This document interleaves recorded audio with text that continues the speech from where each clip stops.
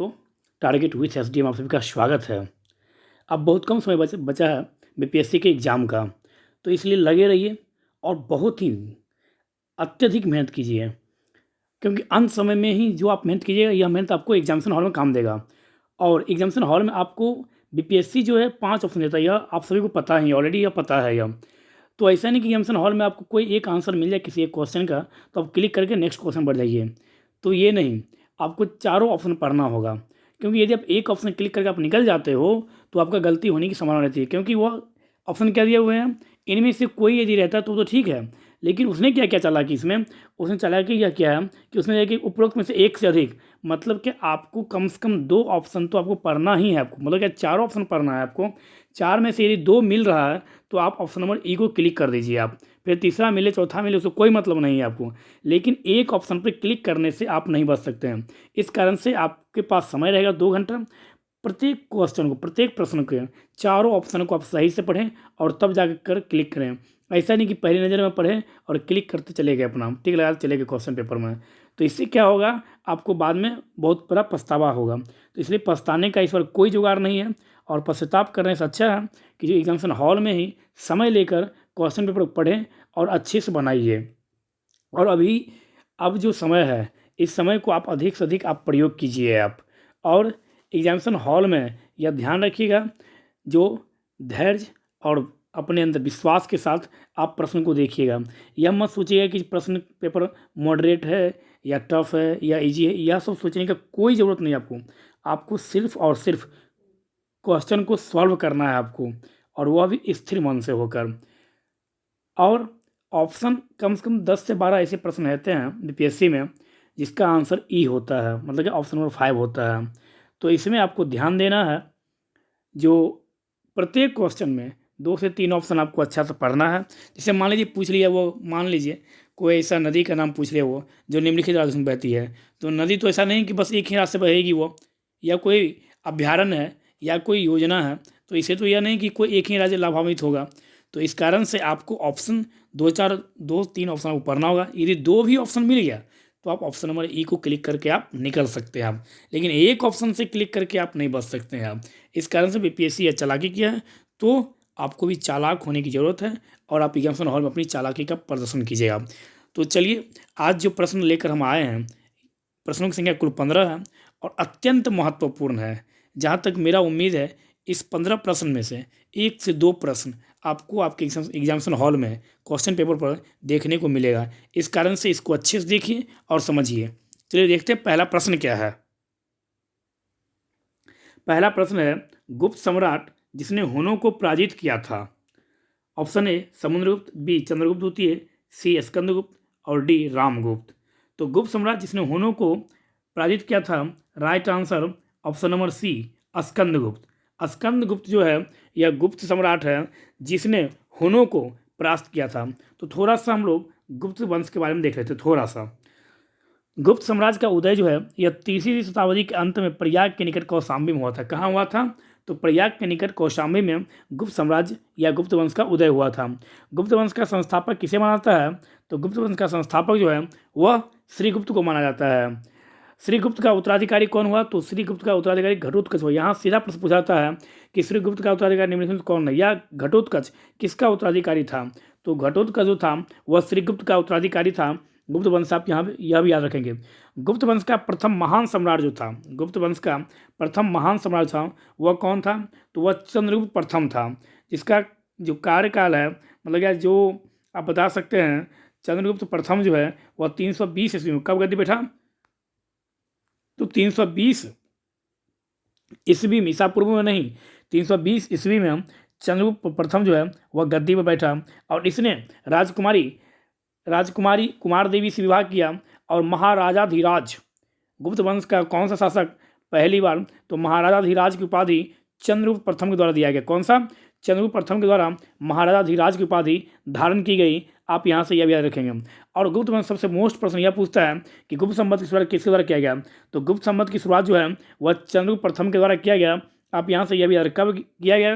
कभी कभी यह भी पूछता है कब किया गया? तो 319 से लेकर 320 ईस्वी में चंद्रगुप्त प्रथम के द्वारा गुप्त संवत की शुरुआत की गई थी। आप यहाँ से यह भी याद रखेंगे। चंद्रगुप्त प्रथम का उत्तराधिकारी कौन था? तो चंद्रगुप्त प्रथम का उत्तराधिकारी था समुद्रगुप्त। यह आप याद रखेंगे। समुद्रगुप्त किसका उत्तराधिकारी था? तो समुद्रगुप्त जो है यह चंद्रगुप्त प्रथम का उत्तराधिकारी था, जो गुप्त वंश का शासक था। और समुद्रगुप्त को ही भारत का नेपोलियन कहा जाता है। भारत का नेपोलियन किसे कहा जाता है? तो भारत का नेपोलियन समुद्रगुप्त को कहा जाता है, जो गुप्त वंश का महान शासक में से एक शासक था। यह भी आप याद रखेंगे। समुद्रगुप्त ने आर्यावर्त के 9 शासकों और दक्षिणावर्त के 12 शासकों को पराजित किया था। कितने? तो आर्यावर्त के 9 शासकों और दक्षिणावर्त के 12 शासकों को समुद्रगुप्त ने पराजित किया था। और इसी विजय के कारण समुद्रगुप्त को भारत का नेपोलियन भी कहा जाता है। और सबसे अत्यंत महत्वपूर्ण प्रश्न, हरिसेन किसके दरबारी कवि थे? तो हरिसेन जो थे यह समुद्रगुप्त का दरबारी कवि थे। कौन? तो हरिसेन। हरिसेन किसके दरबारी कवि थे? तो हरिसेन समुद्रगुप्त के दरबारी कवि थे। यह भी याद रखेंगे। इलाहाबाद प्रशस्ति लेख की रचना किसने की थी? तो कवि हरिसेन के द्वारा किया गया था। समुद्रगुप्त जो है यह समुद्रगुप्त किसका उपासक था? तो समुद्रगुप्त भगवान विष्णु का उपासक था। आप यहाँ से यह भी याद रखेंगे। अश्वमेघ कर्ता की उपाधि किसने धारण की? तो अश्वमेघ कर्ता की उपाधि समुद्रगुप्त के द्वारा धारण किया गया था। और महाराजा धीराज की उपाधि किसने धारण की थी? तो महाराजा धीराज की उपाधि चंद्रगुप्त प्रथम द्वारा धारण किया गया था। समुद्रगुप्त संगीत प्रेमी था। ऐसा अनुमान इसलिए लगा जाता है क्योंकि समुद्रगुप्त के द्वारा जो सिक्का चलाया गया था उस पर बीना वादन करते हुए समुद्रगुप्त को दिखाया गया था। इससे यह कहा जा सकता है कि समुद्रगुप्त संगीत प्रेमी था। समुद्रगुप्त ने विक्रमांक की उपाधि धारण की। समुद्रगुप्त ने अश्वमेध कर्ता की उपाधि धारण की और इसे कविराज भी कहा जाता है। समुद्रगुप्त को क्या कहा जाता है? तो समुद्रगुप्त को कविराज के नाम से जानते, यह भी याद रखेंगे। समुद्रगुप्त का उत्तराधिकारी कौन हुआ? तो समुद्रगुप्त का उत्तराधिकारी हुआ चंद्रगुप्त द्वितीय। समुद्रगुप्त का उत्तराधिकारी कौन हुआ? तो समुद्रगुप्त का उत्तराधिकारी हुआ चंद्रगुप्त द्वितीय। यह भी आप यहाँ से याद रखेंगे। जो 380 ईसा में, कब? तो 380 ईस्वी में चंद्रगुप्त द्वितीय था, यह गद्दी पर बैठा था। आप यहाँ से यह भी याद रखेंगे। और अत्यंत महत्वपूर्ण प्रश्न, फाहियान जो चीनी बौद्ध यात्री था वह किसके दरबार में आया था? तो आप याद रखेंगे फाहियान जो है यह चंद्रगुप्त द्वितीय के दरबार में आया था। कौन? तो फाहियान किसके शासनकाल में भारत आया था? तो फाहियान चंद्रगुप्त द्वितीय के शासनकाल में भारत आया था। किस विजय के उपलक्ष्य में चंद्रगुप्त द्वितीय ने चांदी के सिक्के चलवाए थे? तो आप बताओगे शकों की विजय के उपलक्ष्य में चंद्रगुप्त द्वितीय ने चांदी के सिक्के चलवाए थे। और चंद्रगुप्त द्वितीय का उत्तराधिकारी कौन था?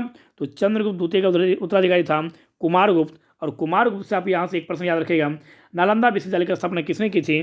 तो नालंदा विश्वविद्यालय की स्थापना कुमारगुप्त के द्वारा किया गया। किसके द्वारा किया गया? तो कुमारगुप्त के द्वारा किया गया। और कुमारगुप्त का उत्तराधिकारी कौन था? स्कंदगुप्त। देखिए स्टेप बाय स्टेप चल रहे हैं हम लोग। समुद्रगुप्त किसका उत्तराधिकारी था? तो चंद्रगुप्त प्रथम का। समुद्रगुप्त का उत्तराधिकारी कौन हुआ? चंद्रगुप्त द्वितीय।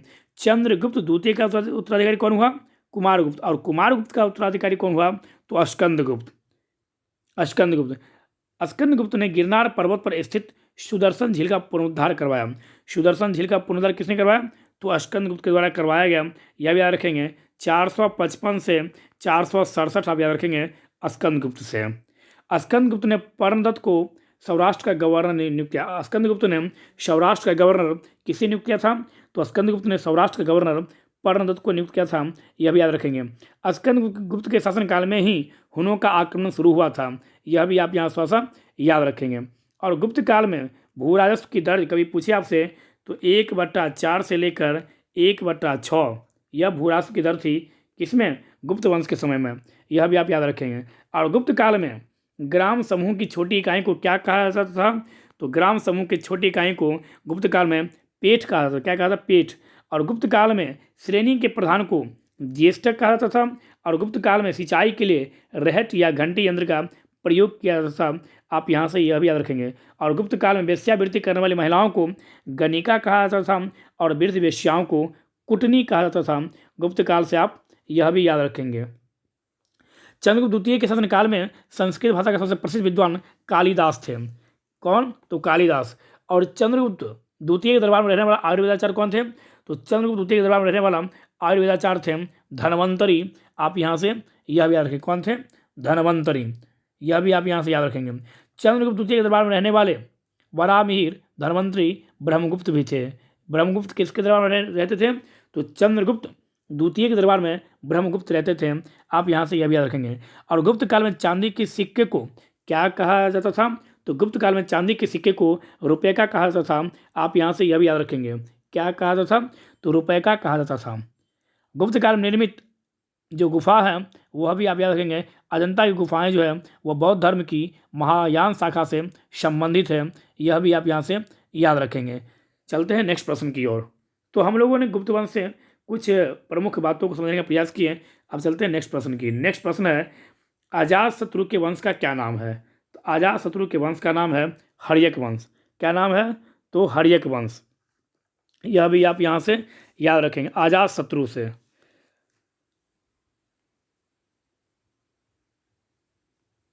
अजातशत्रु हर्यक वंश के संस्थापक बिंबिसार का पुत्र था। उसने अपने पिता की हत्या कर दी और मगध की सत्ता हस्तगत कर ली। पिता की हत्या करने के कारण उसे पितृहंता कहा गया। किसे? तो अजातशत्रु को पितृहंता कहा गया। और अजातशत्रु का संबंध किस वंश से था? तो अजातशत्रु का संबंध जो है वो हर्यक वंश से था। चलते हैं नेक्स्ट प्रश्न की ओर। मगध की प्रारंभिक राजधानी कौन सी थी?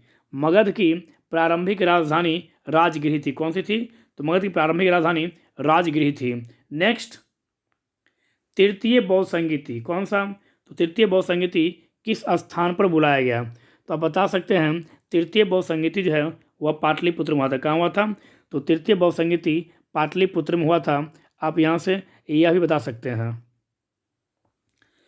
अशोक मौर्य वंश का शासक था। वह बौद्ध धर्म का भी बहुत बड़ा रक्षक था। बौद्ध धर्म के प्रचार प्रसार के लिए अशोक ने अपने बेटे, अपने पुत्र और अपने पुत्रियों को श्रीलंका भेजा था बौद्ध धर्म के प्रचार के लिए। अशोक ने अपने शासनकाल में अपनी राजधानी पाटलिपुत्र में मोंगली तिस्पुत की अध्यक्षता में तृतीय बौद्ध संगीति का आयोजन किया था। तो तृतीय बौद्ध संगीति का आयोजन जो है यह किसने किया था? तो आप बताओगे, तृतीय बौद्ध संगीति के समय शासक कौन था? जब भी आपसे कभी पूछे तो तृतीय बौद्ध संगीति के समय शासक था गौतम बुद्ध। लेकिन तृतीय बौद्ध संगीति के समय अध्यक्षता किसने की? तो मोंगली तिस्पुत के द्वारा अध्यक्षता किया गया। तृतीय बौद्ध संगीति का अध्यक्षता किसके द्वारा किया गया? तो मोंगली तिस्पुत के द्वारा। थोड़ा सा बौद्ध संगीति के बारे में हम लोग थोड़ा सा देख लेते हैं। प्रथम बौद्ध संगीति हुआ था 483 ईसा पूर्व, जो कहाँ हुआ था? राजगृह में हुआ था। और शासक कौन था? तो शासक था अजातशत्रु। और अध्यक्ष कौन था? तो महाकश्यप। प्रथम बौद्ध संगीत कब हुआ था?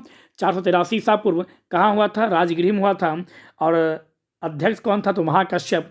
शासक कौन था? अजातशत्रु। द्वितीय बौद्ध संगीत हुआ था 383 ईसा पूर्व। द्वितीय बौद्ध संगीत कब हुआ? 383 ईसा पूर्व द्वितीय बौद्ध संगीत हुआ था। कहाँ? तो वैशाली में। और अध्यक्ष सवाकामी, शासक कालाशोक। तृतीय बौद्ध संगीति 255 ईसा पूर्व पाटलिपुत्रा, मोंगली तिस्पुत, अशोक। चतुर्थ बौद्ध संगीति ईस्वी की प्रथम शताब्दी, या कहीं कहीं पर आपको मिल जाएगा 95 ईस्वी। यह भी याद रखें, 95 ईस्वी या ईस्वी की प्रथम शताब्दी। कहाँ हुआ था? कुंडलवन, गुजरात में। और इसके अध्यक्ष थे वसुमित्र, उपाध्यक्ष थे अश्वघोष, और शासनकाल था कनिष्क का। तो चतुर्थ बौद्ध संगीति के समय कौन थे? तो कनिष्क थे। और चतुर्थ बौद्ध संगीति के बाद ही बौद्ध धर्म जो है वह दो भागों में, हीनयान और महायान, इन दो भागों में बौद्ध धर्म जो है वह बट गया था। यह भी आप याद रखेंगे। चलते हैं नेक्स्ट प्रश्न की ओर। महात्मा बुद्ध ने अपना धर्म चक्र प्रवर्तन किस स्थान पर दिया था? महात्मा बुद्ध के द्वारा धर्म चक्र प्रवर्तन जो है वह किस स्थान पर दिया गया? पहला, तो धर्म चक्र प्रवर्तन सारनाथ में। कहाँ दिया गया? तो सारनाथ में धर्म चक्र प्रवर्तन। धर्म चक्र प्रवर्तन कहने का मतलब यह है कि बुद्ध ने अपना प्रथम उपदेश सारनाथ को क्या कहा जाता था उस समय? तो ऋषिपत्तनम में दिया, जिसे बौद्ध ग्रंथों में धर्म चक्र प्रवर्तन कहा जाता है।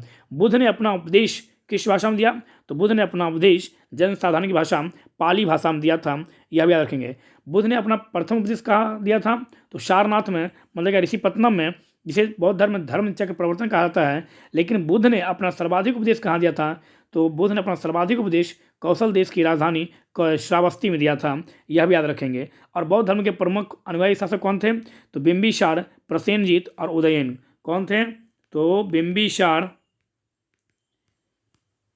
प्रसेनजीत और उदयन, यह जो थे यह तीनों के तीनों महान शासक थे और यह बौद्ध धर्म के अनुयायी थे।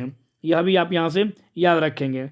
और बौद्ध धर्म से आपको पता ही होगा, बौद्ध धर्म के संस्थापक गौतम बुद्ध को कहा जाता है, और एशिया का ज्योतिपुंज लाइट ऑफ एशिया भी गौतम बुद्ध को कहा जाता है। यह भी आप यहाँ से याद रखेंगे। गौतम बुद्ध मतलब क्या, गौतम बुद्ध मतलब बौद्ध धर्म। तो गौतम बुद्ध बौद्ध धर्म से संबंधित कुछ आप बात याद रखिएगा।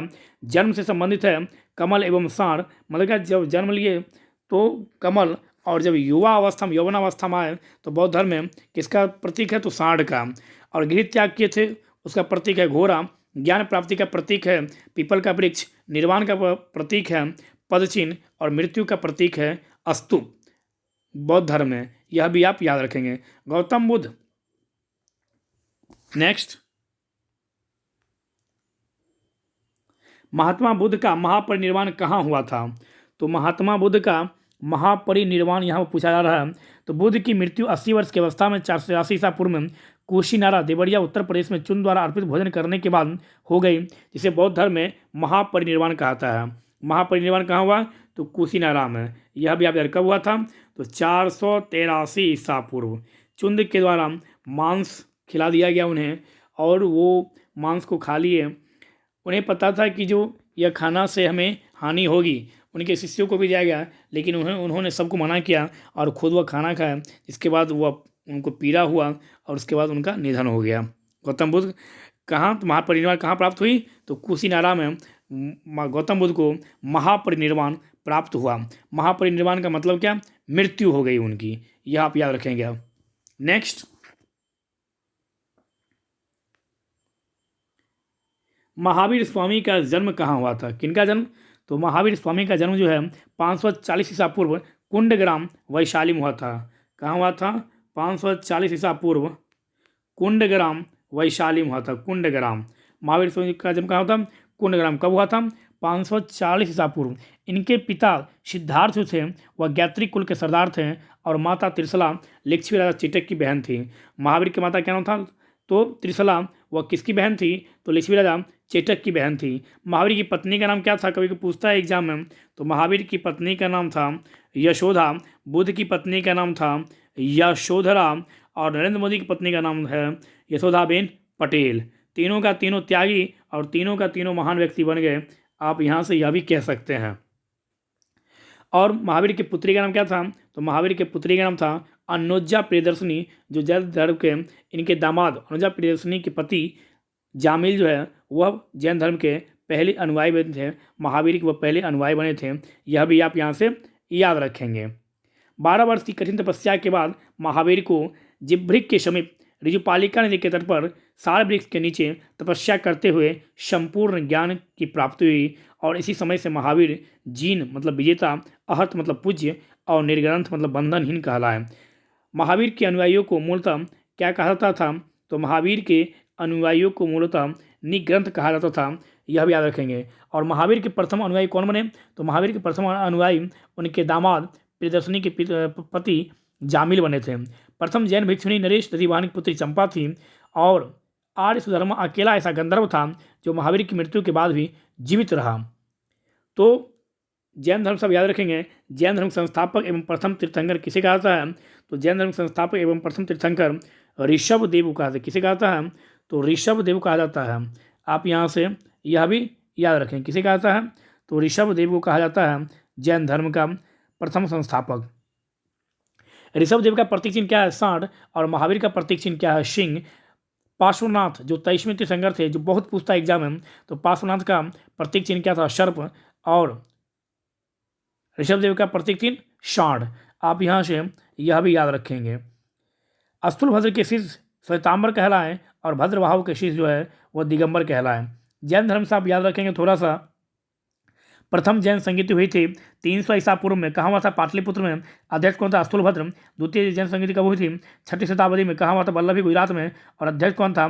तो क्षमास श्रवण। जैन धर्म जो था वह ईश्वर मान्यता नहीं रखता था, और जैन धर्म में आत्मा की मान्यता थी। जैन धर्म के तीर्थत्व हैं समयक दर्शन, समयक ज्ञान और समयक आचरण। यह भी आप यहाँ से याद रखेंगे। जैन धर्म ने आध्यात्मिक विचारों को कहाँ से ग्रहण किया? तो जैन धर्म में आध्यात्मिक विचारों को सांख्य दर्शन से ग्रहण किया। और महावीर की मृत्यु कब हुई? तो महावीर को निर्वाण की प्राप्ति हुई 468 ईसा पूर्व में बिहार राज्य के पावापुरी राजगीर में। कब हुई थी? 468 ईसा पूर्व। कितने वर्ष की आयु में? तो 72 वर्ष की आयु में। कहाँ हुई थी? तो बता सकते हैं पावापुरी राजगीर में जैन धर्म के गुरु महावीर की मृत्यु हुई। आप यहाँ से यह भी बता सकते हैं। राष्ट्रकूट राजा अमोघ वर्ष किस वंश का अनुयायी था? तो जैन धर्म को मानने वाला था। चंदिल शासक जैन धर्म को मानने वाला। उदयीन जैन धर्म को मानने वाला। चंद्रगुप्त मौर्य जैन धर्म को मानने वाला। कलिंग नरेश खारवेल जैन धर्म को मानने वाले कुछ प्रमुख राज्यों में से इनका नाम है, यह भी आप याद रखेंगे। चलते हैं नेक्स्ट प्रश्न की ओर।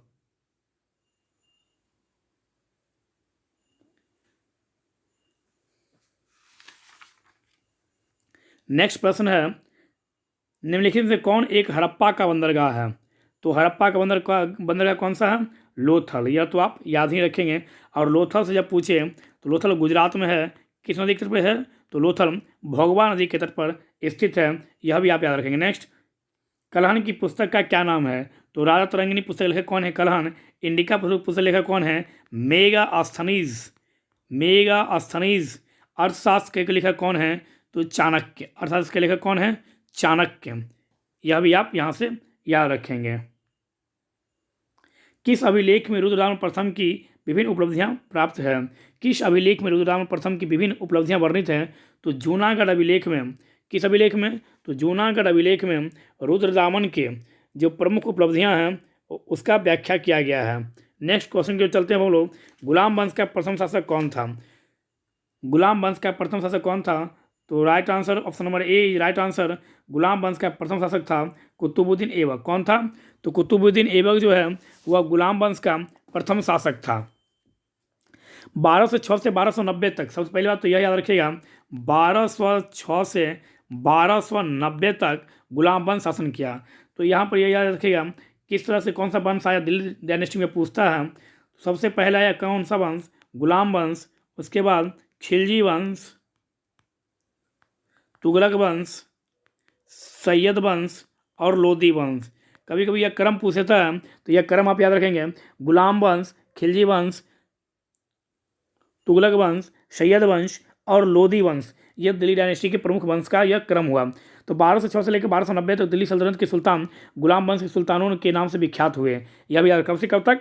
तो 1206 से 1290 तक।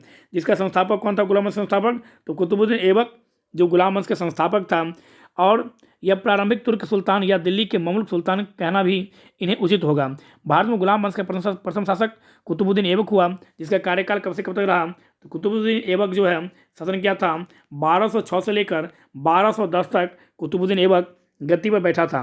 बचपन से ही अति सुरीली आवाज़ में यह कुरान पढ़ता था, जिस कारण से कुरान खां, कुरान का पाठ करने वाला के नाम से भी प्रसिद्ध हुआ। कौन?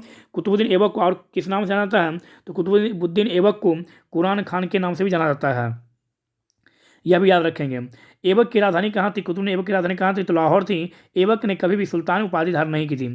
उसने केवल मलिक और शिपल सालार की उपाधि से अपने आप को संतुष्ट रखा। तो आप बहुत बार पूछा था एग्जाम में, तो कुतुबुद्दीन ऐबक की राजधानी कहाँ थी? तो कुतुबुद्दीन ऐबक की राजधानी लाहौर थी। कहाँ थी? लाहौर थी। लाहौर तो आप याद रखेंगे।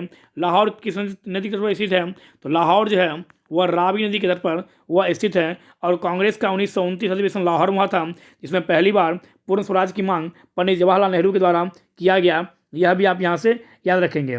अपनी उदारता के कारण कुतुबुद्दीन ऐबक इतना अत्यधिक दान करता था, जिसके कारण उसे लाख बख्श मतलब लाखों का दान देने वाला भी कहा जाता था। कुतुबुद्दीन ऐबक ने कुव्वतुल इस्लाम मस्जिद और अजमेर में 2.5 दिन का झोपड़ा नामक मस्जिदों का निर्माण करवाया था। कुतुब मीनार का निर्माण भी कुतुबुद्दीन ऐबक के द्वारा ही प्रारंभ किया गया था और इल्तुतमिश ने इसे पूरा किया। और फिरोज शाह तुगलक के शासनकाल में कुतुब मीनार की चौथी मंजिल की काफ़ी हानि हुई, जिसके बाद फिरोज शाह तुगलक ने चौथी और पाँचवीं मंजिल को खुद से बनवा दिया। यह भी याद रखेंगे। कुतुबुद्दीन ऐबक की मृत्यु जो है वह चौगान खेलते समय आधुनिक पोलो की भांति एक खेल होता है, घोड़े से गिरने के दौरान 1210 ईस्वी में हो गई। और कुतुबुद्दीन ऐबक को कहाँ दफनाया गया? तो कुतुबुद्दीन ऐबक को लाहौर में दफनाया गया। यह भी याद रखेंगे। नेक्स्ट, अलाउद्दीन खिलजी के आक्रमण के समय देवगिरी का शासक कौन था? तो अलाउद्दीन खिलजी के आक्रमण के समय देवगिरी का शासक रामचंद्र देव था। कौन था? तो देवगिरी का शासक रामचंद्र देव था। आप यहाँ से यह भी याद रखेंगे। अलाउद्दीन खिलजी साहब याद रखेंगे, खिलजी वंश के शासक थे अलाउद्दीन खिलजी। किस वंश के शासक थे? तो खिलजी वंश के शासक थे अलाउद्दीन खिलजी। फिर यहाँ से आपसे प्रश्न पूछेगा कि खिलजी वंश किस वंश का उत्तराधिकारी था, मतलब क्या किस वंश के बाद खिलजी वंश ने शासन किया? तो आप बताओगे गुलाम वंश के बाद खिलजी वंश आया। खिलजी वंश संस्थापक जलालुद्दीन खिलजी ने 1290 ईस्वी में खिलजी वंश की स्थापना की और इसने अपना राज्याभिषेक 1290 में कैकुबाद द्वारा बनवाए गए अपूर्ण किलोखरी महल में करवाया था। तो जलालुद्दीन खिलजी वंश के संस्थापक कौन थे? तो जलालुद्दीन खिलजी कब? तो 1290 ईस्वी में यह शासन करना प्रारंभ किया था। यह भी आप यहाँ से याद रखेंगे। अलाउद्दीन खिलजी से आप कुछ महत्वपूर्ण बातों को देख लीजिए। अलाउद्दीन खिलजी पहला शासक था जिसने धर्म पर राज्य का नियंत्रण स्थापित किया। उसने अपने आप को यामीन उल खिलाफत नासिरी अमीर उल मुमिनीन बताया और सिकंदर द्वितीय सानी की उपाधि भी अलाउद्दीन खिलजी को दिया गया था। मतलब क्या, अलाउद्दीन खिलजी ने सिकंदर द्वितीय सानी की उपाधि भी धारण की और उसने अपने सिक्कों पर अंकित भी करवाया। अलाउद्दीन का प्रसिद्ध सेनापति कौन था? तो जफर खां। अलाउद्दीन का प्रसिद्ध सेनापति जफर खां, जो कब मारा गया? तो मंगोलों के युद्ध के बीच लड़ते हुए वह मारा गया। कौन सा? तो जफर खां। यह भी आप अलाउद्दीन खिलजी याद रखेंगे। अलाउद्दीन खिलजी पहला सुल्तान था जिसने भूमि की पैमाइश कराकर लगान वसूलना आरंभ किया था। तो सीधा यहाँ से प्रश्न पूछता है कि दिल्ली सल्तनत का कौन सा शासक ऐसा था जिसने भूमि की पैमाइश कराकर लगान वसूलना शुरू किया? तो अलाउद्दीन खिलजी। यह भी आप याद रखेंगे। अलाउद्दीन खिलजी द्वारा पृथक विभाग दीवान ए मुस्तक राज की स्थापना की गई और अलाउद्दीन खिलजी द्वारा ही बाजार नियंत्रण प्रणाली भी शुरू किया गया था और अलाउद्दीन खिलजी द्वारा ही घड़ी कर, जो कि घरों एवं झोपड़ी पर लगाया जाता था, और अलाउद्दीन खिलजी द्वारा ही चराई कर, जो कि दुधारू पशुओं पर लगाया जाता था, शुरू किया गया था अलाउद्दीन खिलजी के द्वारा ही। अलाउद्दीन खिलजी ने उपज का 50% भूमि कर खराज के रूप में निश्चित किया। कितना? तो 50% खराज के रूप में अलाउद्दीन खिलजी ने भूमि कर शुरू किया। यह भी आप याद रखेंगे। और मलिक काफूर भी अलाउद्दीन खिलजी का ही सेनापति था और मलिक काफूर को अलाउद्दीन खिलजी ने अपने गुजरात विजय के दौरान प्राप्त किया था। और मलिक काफूर को यहाँ से प्रश्न पूछता है कि 1000 दिनारी के नाम से किसे जाना जाता है? तो मलिक काफूर था, वह एक थर्ड जनरल था। मतलब क्या, वह एक हिजरा था। कौन? तो मलिक काफूर कौन था? हिजरा था, जो अलाउद्दीन खिलजी कहाँ प्राप्त हुआ? तो गुजरात विजय के दौरान अलाउद्दीन खिलजी को वह प्राप्त हुआ। यह भी आप यहाँ से याद रखेंगे। कभी कभी भी प्रश्न पूछता है, एक प्रश्न है, जब उसने राजत्व प्राप्त किया तो वह शरीयत के नियमों और आदेशों से पूर्णतः स्वतंत्र था। बर्नी ने यह कथन किस सुल्तान के बारे में कहा था? तो बर्नी ने यह कथन अलाउद्दीन खिलजी के बारे में कहा था। क्या कहा था? तो जब उसने शासन प्रारंभ किया तो वह आदेशों से पूर्ण स्वतंत्र था। यह किसने कहा था? तो बर्नी ने कहा था। किसके लिए कहा था? तो अलाउद्दीन खिलजी के लिए कहा था। यह भी आप यहाँ से याद रखेंगे। सिकंदर सानी उपाधि किसने धारण की थी? तो अलाउद्दीन खिलजी ने धारण की थी। यह भी आप यहाँ से याद रखेंगे। चलते हैं नेक्स्ट प्रश्न की ओर। फिरोज शाह तुगलक द्वारा स्थापित दरा उल इस्लाम क्या था? तो यह एक खैराती अस्पताल था। किसके द्वारा? फिरोज शाह तुगलक के द्वारा स्थापित दरा उल सफ़ा। यह आप याद रखिएगा, अत्यंत महत्वपूर्ण है। फिरोज शाह तुगलक से यह प्रश्न बहुत बार एग्जाम में देखने को मिला है और आगे भी पूरी उम्मीद है यहाँ से प्रश्न आपको देखने को मिलेगा। पूरी उम्मीद है यहाँ से फिरोज शाह तुगलक से आप यहाँ से याद रखें। सल्तनत काल में सर्वप्रथम फिरोज शाह तुगलक ने ही लोक निर्माण विभाग की स्थापना की। लोक निर्माण विभाग की स्थापना करने वाला दिल्ली डायनेस्टी के पहला शासक कौन था? तो फिरोज शाह तुगलक। कौन? तो फिरोज शाह तुगलक। 300 नवीन नगरों का निर्माण भी फिरोज शाह तुगलक के द्वारा कराया गया। फतेहाबाद, हिसार, फिरोजपुर, जौनपुर और फिरोजाबाद, इन सभी नगरों के संस्थापक कौन थे? तो फिरोज शाह तुगलक। यह आप यहाँ से याद रखेंगे। फिरोज शाह तुगलक से यह आप उनके बारे में कह सकते हैं। किसके बारे में? फिरोज शाह तुगलक के बारे में। फिरोज शाह तुगलक द्वारा ब्राह्मणों पर भी जजिया कर लगाया गया। किसके द्वारा? फिरोज शाह तुगलक के द्वारा भी ब्राह्मणों पर जजिया कर लगाया गया। यह भी आप यहाँ से याद रखेंगे। बंगाल अभियान के दौरान फिरोज शाह तुगलक ने इकदला का नाम बदलकर आज़ादपुर तथा पंडुआ का नाम बदलकर फिरोजाबाद रखा था। और इसके प्रमुख वास्तुकार कौन थे? मलिक गाजी सहना। प्रत्येक भवन की योजना को उसके व्यय अनुमान के साथ दीवान ए बिजारत के सम्मुख रखता था, तभी उस पर धन की स्वीकार की जाती थी। सिंचाई की सुविधा के लिए उसने 5 बड़ी नहरों का निर्माण कराया था। किसने? तो फिरोज शाह तुगलक ने करवाया था। सिंचाई के लिए नहरों का निर्माण सबसे अधिक किसने करवाया था? तो फिरोज शाह तुगलक ने करवाया था। आप फिरोज शाह तुगलक से यह भी याद रखेंगे। फिरोज शाह तुगलक से आप याद रखेंगे रोजगार दफ्तर किसने खोला था? तो फिरोज शाह तुगलक के द्वारा रोजगार दफ्तर भी खोला गया। दीवान ए खैरात विभाग के संस्थापक कौन थे? तो दीवान ए खैरात विभाग के संस्थापक फिरोज शाह तुगलक थे। यहाँ से आप यह भी बता सकते हैं दीवान ए खैरात क्या था? तो गरीब मुसलमानों, अनाथ स्त्रियों एवं विधवाओं को आर्थिक सहायता देता था और निर्धन मुसलमान लड़कियों के विवाह की व्यवस्था करता था। दीवान ए खैरात विभाग। राज्य के खर्च पर हज की व्यवस्था करने वाला पहला भारतीय शासक फिरोज शाह तुगलक था और इसके द्वारा ही दारुल उल सफ़ा नामक एक खैराती अस्पताल की स्थापना भी की गई थी और उसमें कुशल हकीम लगा और उसमें कुशल डॉक्टर रहते थे, यह भी आप याद रखेंगे। और दीवान ए बंदगान दासों की देखरेख के लिए दीवान ए बंदगान नामक विभाग की स्थापना भी फिरोज शाह तुगलक के द्वारा किया गया, आप यहाँ से यह भी याद रखेंगे। और फिरोज शाह तुगलक किस वंश का शासक था? तो फिरोज शाह तुगलक तुगलक वंश का शासक था, यह भी आप यहाँ से याद रखेंगे। चलते हैं नेक्स्ट प्रश्न की ओर।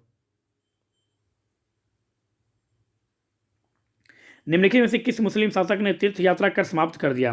निम्नलिखित में से किस मुस्लिम शासक ने तीर्थ यात्रा कर समाप्त कर दिया? तो अकबर जो था यह तीर्थ यात्रा कर समाप्त कर दिया। अकबर मतलब मुगल डायनेस्टी का शासक था, आप याद रखेंगे। अकबर से BHAJSA यह क्रम बहुत बार पूछा जा चुका है एग्जाम में।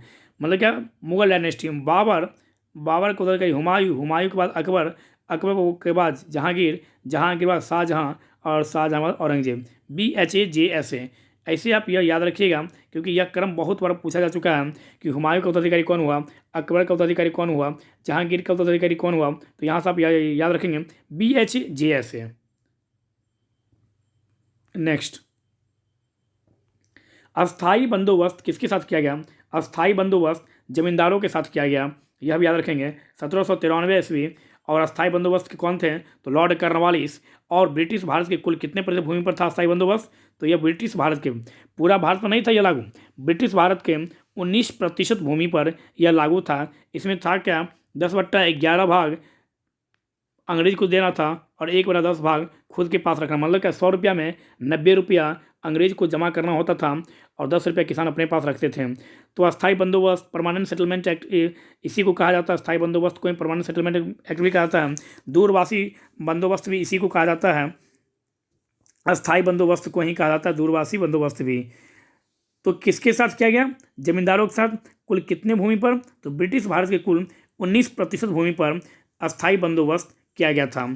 कभी कभी यहाँ से यह पूछता है और अस्थाई बंदोबस्त के ड्राफ्ट करता कौन थे? तो जॉन सॉर इसके ड्राफ्ट करता थे अस्थाई बंदोबस्त के परमानेंट सेटलमेंट एक्ट के। एक आया था परमानेंट सेटलमेंट एक्ट, एक था रयोतवारी पर था, रयोतवारी, और एक था महलवारी पर था, यह भी आप याद रखेंगे। तो रयोतवारी ब्रिटिश भारत के कुल 51% भूमि पर, महलवारी ब्रिटिश भारत के कुल 30% भूमि पर लागू था। कभी कभी यह सीधा पूछता है। तो अस्थाई बंदोबस्त 19%, रयोतवारी 51% और महलवारी 30% भूमि पर, ब्रिटिश भारत की भूमि पर लागू था। तो आज हम लोग कुछ महत्वपूर्ण प्रश्नों को देखने का प्रयास किए और हम उम्मीद करते हैं कि यहाँ से हर हाल में 2 से 3 प्रश्न हर हाल में आपको 27 तारीख को एग्जामिनेशन हॉल में आपको मिलेगा। बड़ा बनने के लिए आपके पास हुनर का होना जरूरी है, यह सही है, पर यदि आत्मविश्वास ना हो तो हुनर बेकार है। कहने का यहाँ पर यह मतलब है कि जो टैलेंट तो चाहिए ही चाहिए, लेकिन उस टैलेंट का किस प्रकार से हम प्रयोग करें, उस टैलेंट को कहाँ पर हमको निखारना पड़ेगा, यह आपके अंदर आत्मविश्वास होना चाहिए, तभी वह टैलेंट आपके अंदर से बाहर आएगा। यदि आपके पास टैलेंट है और आपके पास विश्वास नहीं है, खुद के ऊपर आपको विश्वास नहीं है, तो आपका टैलेंट बेकार है। यहाँ पर इसे कहने का मतलब यह है, कहने का मतलब यहाँ पर यह है कि आप बहुत सारा चीज़ पढ़ चुके हैं, इसमें कहीं से कोई दिक्कत नहीं है। अब सिर्फ और सिर्फ आपको रिवीजन करना है और 27 तारीख को 12 से 2 एग्जामिनेशन हॉल में जितना भी पढ़े हैं उस सब को वहाँ पर निकाल देना है। बस यही आपका काम है। धन्यवाद।